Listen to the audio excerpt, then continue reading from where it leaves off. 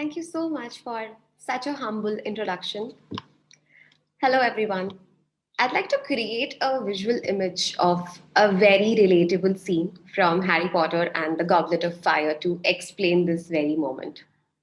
Can we have a quick show of hands? How many of us have read this book or watched the movie? All right, that's a great number.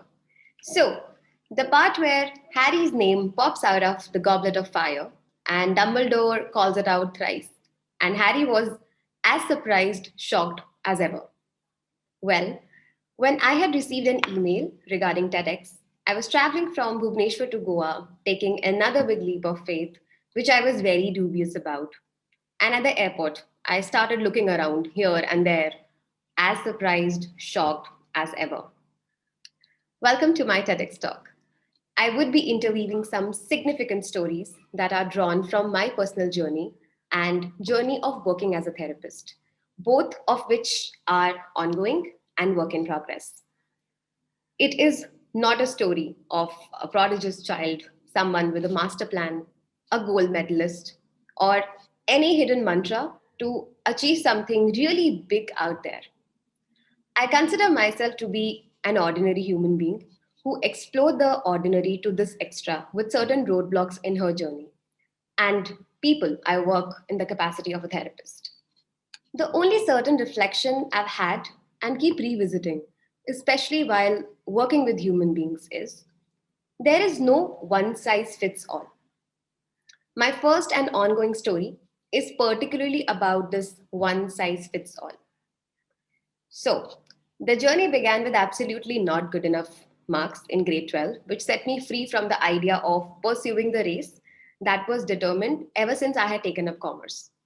I went for the stream not out of interest, but out of no choice, as none of the streams made me curious. Curiosity has been the building block of this journey to understand and explore the whys and hows of human beings and ways of becoming more human. This exploration drew me to the first and foremost step in becoming a therapist, entering therapy myself. This is the most underrated and an essential step of becoming a therapist. From 2018 till present, I have been in therapy, and that small step has been the greatest decision of my life. The most memorable conversation I've had with my therapist that I have been revisiting a lot ever since I was invited for this talk was back in 2018 when I had asked her if the pain I carry from the biggest loss would come in the way of becoming a therapist. Would I be able to hold experiences for my future clients? And would I even be able to be a good enough therapist or not? We meet for sessions on Mondays.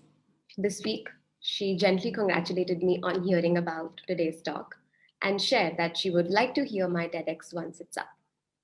Maybe, maybe my experience with loss wasn't a roadblock after all.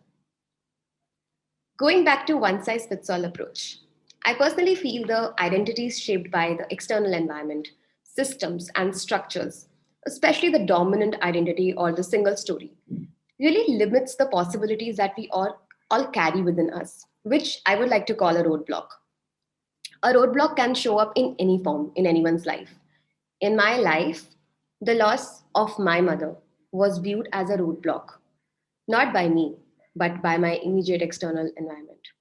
For me, the dominant story, shaped by this single event, was the roadblock I experienced. As a 23-year-old, it was extremely discomforting to be associated with this identity of someone who's lost a parent or the good daughter. These identities came with a very high expectation of knowing it all or having it all together, which I find to be very limiting as it put constraints on the possibilities that can be explored. And it leaves us feeling less human. It began with stepping out of the house in the form of moving out. I remember my brother saying, maybe this is the toughest chapter of the great story in making. We will make it. No wonder his courage has been very contagious. I moved out with a job after a year looking for an opportunity. My search was not precisely for a job, but a medium to leave the city. Has the journey been easy? No. Does it get better? Yes, it does. There's a very beautiful quote by Edith Eger in her book, The Choice. Time doesn't heal, it's what you do with time. Healing is possible when we choose to take responsibility, when we choose to take risks, and finally, when we choose to release the wound. In therapy work, I witness people choosing responsibilities, taking risks, a leap of faith with this baby step of entering therapy. This small step is significant as it speaks to something they want to change about their life or themselves. Showing up in this space. And of course, while there is resistance, there is discomfort. There can also be awkwardness. When someone says, "This is absolute despair," that judgment of despair is made possible by particular hopes or visions from the future. Or when someone says, "I feel disrespected," there is a breach of values that are important to that person. Maybe something that individual holds on to. And that is maybe the patronus charm for that individual. This hope opens up unexplored territories that we have not visited as the problem story is sold out to us. It tends to become a primary story. In my practice as a therapist, I employ the larger lens of narrative therapy, which asserts that people are not passive recipients of trauma. They respond, they resist, they hold on to something which acts like an anchor in the sea where waves can be tough at times. The supportive voices in the form of friendships, relationships, and figures that fuel this hope makes them feel seen and heard. The anchor that I have continued to hold on is the value of hope that supported me to take small steps in creating my own identity. Now, moving on to the last and the most important one. Did I do it by myself? No, I didn't have a master plan to reclaim my identity. I still don't have any 5 step plan. I used to think I wish I did, and I'm also glad I did not. In this ongoing journey, I have seen hope showing up in different forms. I get to hear from my clients that it shows up in the form of a spiritual practice, an object, a song, a book, a poem, faith, sunlight, or beach. For me, it looks somewhat like this. There have been days when these lovely Homo sapiens have been the extra to my ordinary.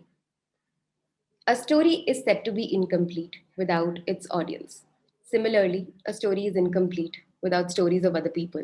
We draw inspiration from stories that intertwine with us, some who may not be present, some might have had different paths from us. Some came for a short while some continue to stay and stand up in whatever capacities they can at every small step. And I'm guessing some of them are probably listening to me right now. Thank you so much for having me here. Thank you so much for your kind presence. Stay safe and take care.